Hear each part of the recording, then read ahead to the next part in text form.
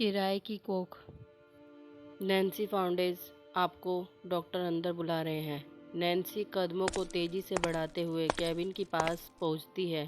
पहले दरवाजे को खटखटाती है तो डॉक्टर भी तुरंत नैन्सी को अंदर बुलाते हैं और सामने रखी कुर्सी पर बैठने के लिए कहते हैं। नैन्सी धीरे से कुर्सी पीछे सरकाती है और बैठ जाती है। नैन्सी के चेहरे पर पसीना दिखाई दे रहा था। डॉक्टर शर्मा ने नैन्सी को बताया कि तुम्हारी माँ के इलाज के लिए तुम्हें 10 लाख जमा करने होंगे, फिर आगे के इलाज व ऑपरेशन का निर्णय लिया जाएगा। नैन्सी डॉक्टर के चैम्बर से बाहर आती है। चेहरा मायूस है और हो भी क्यों ना, नैन्सी का बस एक ही तो सहारा है, उसकी माँ। नैन्सी घर की ओर पैदल ही निकल जाती है। तेज बारिश होने लगी। नैन्सी का सारा बदन तेज बारिश की धारा में भीग जाता है। वह शरीर के कपड़े भी चिपक जाते हैं, जिससे पूरे बदन का सुंदर रूप उस तेज बारिश में झलकने लगा। वो थी ही इतनी सुंदर कि उसकी सुंदरता अलग ही झलक रही थी। एनी ने नैन्सी को तेज बारिश में भीगकर जाते हुए देखा तो तुरंत अपनी गाड़ी रोककर नैन्सी को कार में बिठाने को कहा। नैन्सी दरवाज़ा खोल पीछे की सीट पर बैठ जाती है। एनी, क्या हुआ नैन्सी, इतनी बारिश में तुम कहाँ जा रही थी? नैन्सी धीरे से जवाब देती है, घर जा रही थी। एनी, इतनी तेज बारिश में कहाँ से आ रही हो और इतनी उदास और गुमसुम क्यों हो? चलो मेरे साथ, मैं घर में तुम्हें अपने कपड़े पहना दूंगी, फिर गर्म चाय हो जाएगी। नैन्सी एनी की आंखों में स्वयं को देख रही थी।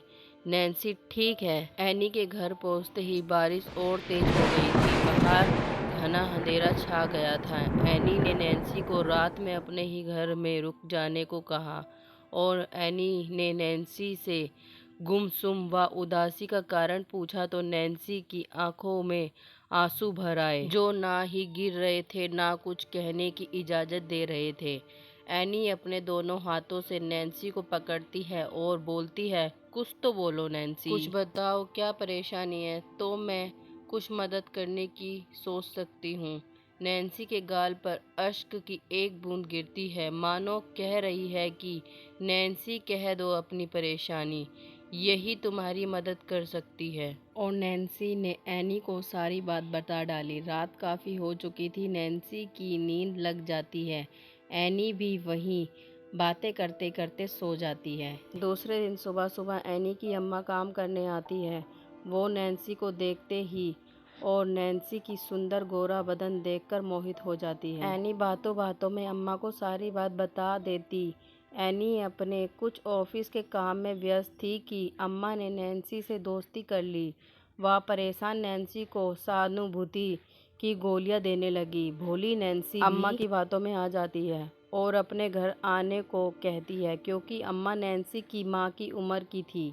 एक शाम अम्मा नैन्सी के घर जाती है, लेकिन घर में ताला देख पड़ोसी से नैन्सी के बारे में पूछती है तो अम्मा को पता चलता है कि नैन्सी अपनी माँ के इलाज के लिए परेशान है। अम्मा ने भी नैन्सी की मदद करने का विचार किया और नैन्सी से मिलने अस्पताल जाती है। नैन्सी अस्पताल में अम्मा को देख अचंभित हो जाती है। अम्मा, क्या हुआ नैन्सी तुम्हारी माँ को? तभी एक नर्स नैन्सी से कुछ पैसे जमा करने को कहती है। नैन्सी कहती है, इतने पैसे नहीं है मेरे पास, अब मैं अपनी माँ को सरकारी अस्पताल लेकर जा रही हूँ। तभी अम्मा ने नर्स से कहा, मैं अभी कुछ पैसे जमा कर देती हूँ और जो बच जाएगा कल कर दूँगी। नर्स ने जमा राशि की पर्ची दे दी। नैन्सी अम्मा की ओर देखती ही रह गई। अम्मा नैन्सी को एक तरफ ले जाती है और समझाती है, सुनो नैन्सी, माँ का इलाज सबसे ज़्यादा ज़रूरी है और उसके लिए पैसा उससे भी ज़रूरी। लेकिन एक बात है नैन्सी। नैन्सी, क्या बात है अम्मा? तब अम्मा बस एक ही बात नैन्सी से कहती है, नैन्सी मेरी बहन की लड़की है, उसे कई साल हो गए, कोई औलाद नहीं और हो भी नहीं सकती। यदि तुम उसके लिए कोई औलाद देने में मदद करो तो कोई बात है, लड़के को जन्म दोगी तो तुम्हें 25 लाख मिलेंगे और लड़की हुई तो सिर्फ 5 लाख मिलेंगे। नैन्सी आश्चर्य से अम्मा को देखती है और पूछती है, यह क्या बात कर रही हो अम्मा? अम्मा, हाँ नैन्सी, मैं तुम्हारी भलाई की ही बात कर रही हूँ। तुम्हें माँ के इलाज के लिए पैसों की आवश्यकता है ना? सोच लो नैन्सी। अम्मा, मैं ऐसा नहीं कर सकती। फिर एनी से बात कर नैन्सी वहाँ से घर के लिए निकल जाती है। पूरे रास्ते भर नैन्सी के मन के सागर में अनेक सवाल लहरों जैसे उठ रहे थे। नैन्सी के मन में विचार आता है कि माँ को यदि कुछ हो जाता है तो मैं इस दुनिया में बिल्कुल अकेली हो जाऊंगी। यह सोचकर ही वह हिल जाती है।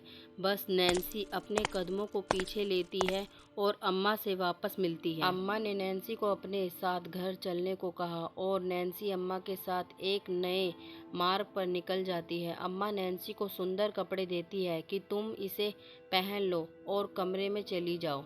नैन्सी भी वैसा ही करती है। इतने में दरवाज़ा खोलने की आहट होती है और नैन्सी सहम जाती है। अपने सामने एक अंधेड़ उम्र के व्यक्ति को देख वो घबरा जाती है, लेकिन नैन्सी को पैसा व माँ की याद आती है, सो नैन्सी तैयार हो जाती है। परिस्थिति पर बलि चढ़ आज किसी के लिए नैन्सी अपना सब कुछ निछावर कर दिया। धीरे धीरे समय आगे कदम बढ़ता है और नैन्सी छोटी उम्र में ही एक संपूर्ण नारी की राह पर थी। ये 9 महीने नैन्सी के लिए बड़े पीड़ादायक रहे और वो सब सहती रही और 9 महीने तक नैन्सी पलंग पर ही रही। उसे हर सुविधा मिल भी रही थी। अपनी इस बदली हुई जिंदगी में नैन्सी अपने आप से ही बातें करने लगी। जिंदगी के सपने कुछ अलग थे और फिर वो क्यों बदल गए?